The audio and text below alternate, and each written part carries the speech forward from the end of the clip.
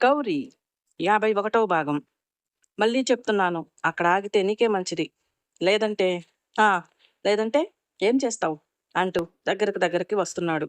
ఇంకో అడుగులో నందినిని చేరుకుంటాడు అనగా అంతకుముందు వారు పాలు తాగి అక్కడే పెట్టేసిన గ్లాస్ నందిని చేతికి అందింది.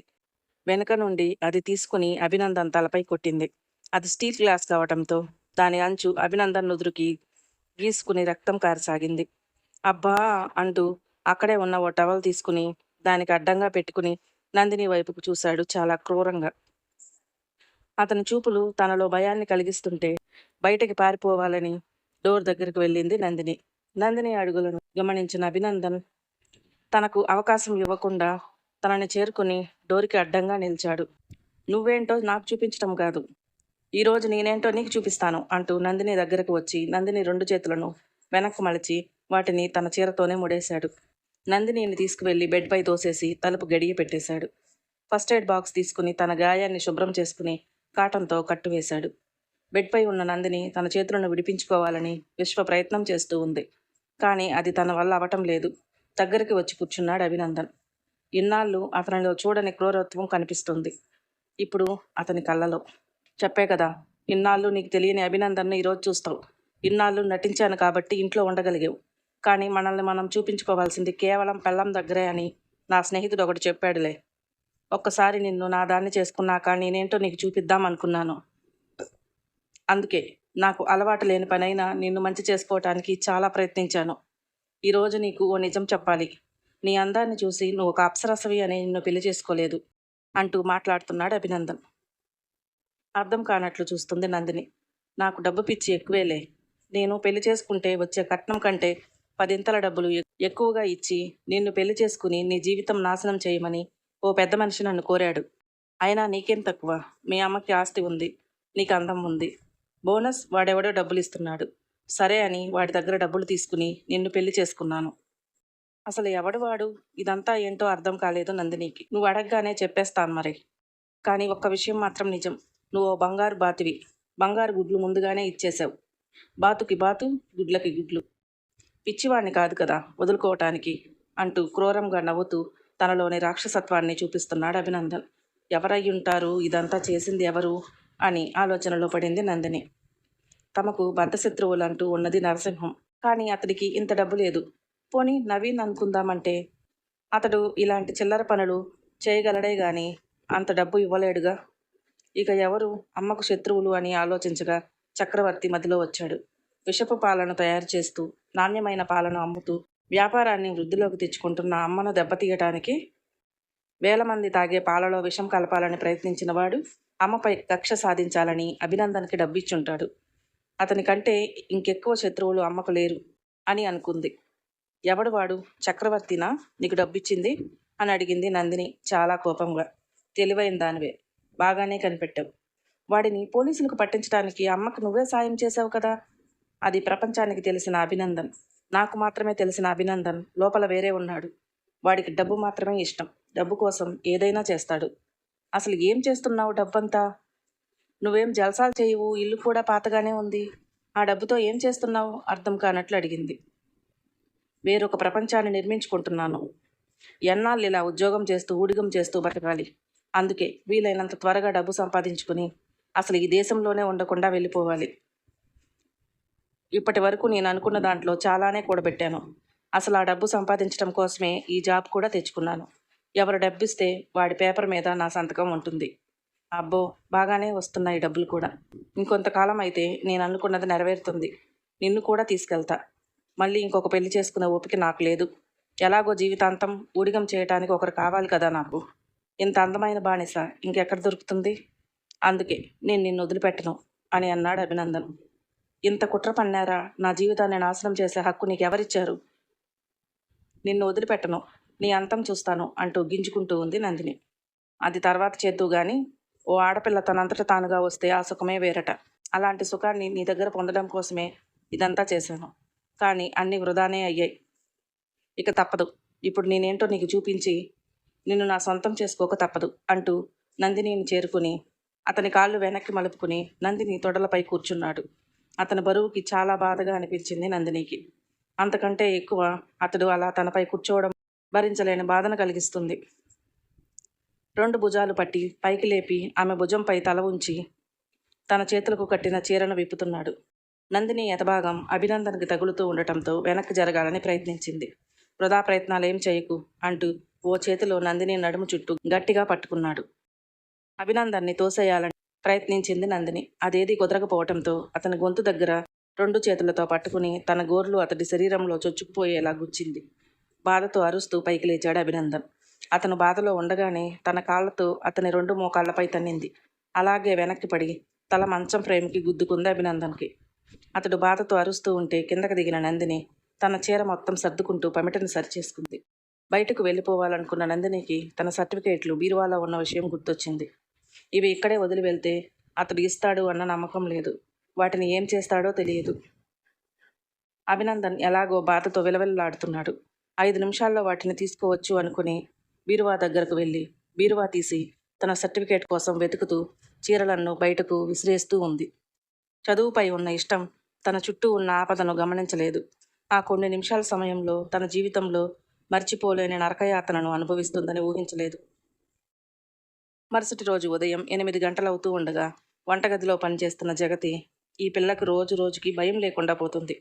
8 గంటలైనా కూడా ఇంకా లేవలేదు. పెళ్ళైన కొత్తలో ఎవరు లేవకముందే 6 గంటలకు లేచి ముగ్గులు పెడుతుంటే ఎంత పద్ధతి గల పిల్లో అనుకున్నాను. కానీ ఆ రోజు అంతలా నటించిందని ఊహించుకోలేకపోయాను. అత్తమామలకు చేసి పెట్టాల్సింది పోయి అత్తతోనే పని చేయించుకుంటుంది అనుకుని వంట చేస్తూ ఉంది జగతి. ఊరికి వెళ్ళిన వాళ్ళు ఉదయం 6 గంటలకు తిరిగి వచ్చారు. డోర్ కొడుతూ ఉంటే అభినందనే వెళ్ళి తీశాడు. ఏరా నందిని లేవలేదా, నువ్వు వచ్చావు అని అడిగింది జగతి. ఇంకా లేవలేదమ్మా, రాత్రి చాలా ఎక్కువసేపు చదువుకున్నట్లుంది అన్నాడు. అప్పుడే అభినందన్ తలకున్న గాయాన్ని గమనించింది జగతి. కొంచెం కంగారుతో ఏమైందిరా ఆ తలకి అని అడిగింది. పెద్ద దెబ్బేం కాదులే అమ్మా, ఏదో చిన్నది, మంచం తగిలింది గట్టిగా, అదే తగ్గిపోతుందిలే అని అన్నాడు అభినందన్. తిరిగి మళ్ళీ తన గదిలోకి వెళ్ళిపోయాడు. అత్తమామ ఊరికి వెళ్ళి ఇంటికి వస్తే కనీసం కాఫీ ఇచ్చే దిక్కు కూడా లేదు అంటూ అటు పక్కేమో ఆయనకి ఆకలి వేస్తుంది అంటున్నాడు. నాకైతే తప్పదు కదా అనుకుంటూనే పనిచేస్తుంది జగతి. అప్పుడే అక్కడికి వచ్చాడు అభినందన్. అమ్మ కాఫీ అంటూ అడిగాడు. ఏరా నీ పెళ్ళాం ఇంకా లేవలేదా, నువ్వు వచ్చావు అని అడిగింది జగతి. లేదమ్మా ఇంకా లేవలేదు అన్నట్లు 2 కాఫీ కలుపు. ఏ 2 ఎందుకు, ఒకటి సరిపోదు? నందినికి కూడా, నాకొకటి తనకొకటి. నువ్వు తీసుకెళ్తావా? అందుకే కదా అడుగుతున్నాను, సిగ్గులేదురా, పెళ్ళానికి కాఫీ తీసుకెళ్తావా? ఇది ఎప్పటి నుంచి మొదలు పెట్టావు? ఇప్పటికే ఆ పిల్ల నేను ఎత్తిన కూర్చుని తైతక్కలాడుతుంది. ఇంకా ఇలాంటి గారాబాలు కూడా చెయ్యి అంటూ గట్టిగా తిట్టింది. అది కాదమ్మా, నందినికి ఒంట్లో బాగోలేదు. అవునా, ఏమైంది? బాగా జ్వరంగా ఉంది అన్నాడు. అయితే మాత్రం కిచెన్ దాకా నడిచే ఓపిక కూడా లేదా? ఎందుకు లేదు, ఉంది. అందుకే వంట చేస్తానని బయలుదేరింది. ఒంట్లో బాగోలేనప్పుడు పనులు చేస్తే మళ్ళీ అడ్డం పడితే హాస్పిటల్లో చూపించేంత ఓపిక నాకు లేదు అని తనని రానివ్వలేదు నేనే అని అన్నాడు అభినందన్. అయితే మాత్రం నువ్వు కాఫీ తీసుకెళ్ళి ఇవ్వటం ఇదంతా ఏంటి? నేను తీసుకెళ్తాలే అని అంది జగతి. లేదమ్మా, నువ్వు లోపలికి రావటం తనకి ఇష్టం లేదు. అత్తతో సేవలు చేయించుకోవటం ఇష్టం లేదట. అందుకే ఎలా ఉన్నా వచ్చి పని చేస్తా అని అంది. ఇప్పుడు నువ్వు వెళ్ళావనుకో నిన్ను ఇబ్బంది పెట్టడం ఎందుకు అని తను ఇక్కడికి వచ్చేసినా వచ్చేస్తుంది. అది నాకు ఇష్టం లేదు అన్నాడు. అబ్బో, పెళ్ళాంపై ప్రేమ బాగానే పెరిగిపోయింది. 3 నెలలుగా నాకు చిన్న కష్టం కూడా కలగకుండా చూసుకుంది. నేను కనీసం 3 రోజులు చూసుకోలేనా? అందుకే నువ్వు కనీసం అక్కడికి అడుగు పెట్టడానికి కూడా వీల్లేదు. నేనే దగ్గరుండి నేను చూసుకుంటాను. నువ్వు సమయానికి వండి పెడితే చాలు అన్నాడు. అది మాత్రం నేనెందుకు? నువ్వు వండుకోలేకపోయావా? ముందు నుంచి నేర్పించి ఉంటే వండివాడినేమో. ఇప్పటికిప్పుడు అంటే ఎక్కడ వస్తుంది? కోపం తెచ్చుకోకమ్మా, తను కూడా నీ కూతురు లాంటిదే అనుకో. కోపం కాదురా, నేను కూడా అదే అంటున్నాను. నేను చూసుకుంటే ఏమవుతుంది? లేదులే అమ్మా, తను ఏమీ అనలేదు. నేనే అవకాశాన్ని ఎవరికి ఇవ్వాలనుకోవటం లేదు. నేనే చూసుకుంటాను నందినిని అని అన్నాడు అభినందన్. నీ ఇష్టం రా అంటూ కాఫీ చేసి 2 కప్పుల్లో కాఫీ ఇచ్చింది. అవి తీసుకుని గదిలోకి వెళ్ళి వెంటనే తలుపు వేసుకున్నాడు. గట్టిగా తలుపు వేసిన శబ్దానికి కళ్ళు తెరిచి ఏడ్చి ఏడ్చి ఉబ్బిపోయి మంట పుడుతూ ఉన్న కళ్ళు సహకరించకపోవటంతో వెంటనే మళ్ళీ కళ్ళు మూసుకుంది నందిని. అస్తవ్యస్తమైన బట్టలతో అభినందన్ పశుబలానికి బలయ్యి బోర్లా పడి ఉంది నందిని.